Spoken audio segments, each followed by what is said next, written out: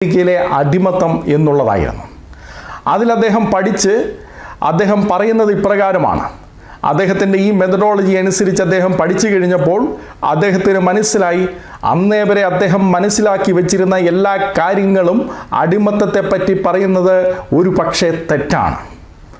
അടിമത്തം നിരോധിക്കുവാനായിട്ടുള്ള കാരണങ്ങളെപ്പറ്റി അദ്ദേഹം അന്വേഷിച്ച് പോയി കഴിഞ്ഞ് അദ്ദേഹം കണ്ടെത്തുന്ന കാര്യങ്ങളിൽ ഏറ്റവും സുപ്രധാനമായ കാര്യമെന്ന് അദ്ദേഹം പറയുന്നത് ക്രൈസ്തവരുടെ വിശ്വാസമാണ്. അദ്ദേഹം പറയുന്നത് സുവിശേഷ തൽപരരായ ക്രൈസ്തവർ അവരുടെ വിശ്വാസ പ്രമാണങ്ങൾക്കനുസരിച്ച് പ്രവർത്തിച്ചതിൻ്റെ ഫലമാണ് അടിമത്തം അമേരിക്കയിൽ നിരോധിക്കപ്പെട്ടത് എന്ന്. ഒരു വശത്ത് E.A. ജബാർ മാഷ് പറയുന്നു ഈ ബൈബിൾ അടിമത്തം പ്രോത്സാഹിപ്പിക്കുകയാണ്. മറുവശത്ത് നോബൽ ലോറേറ്റ് ആയിരിക്കുന്ന റോബർട്ട് ഫോജൽ പറയുന്നു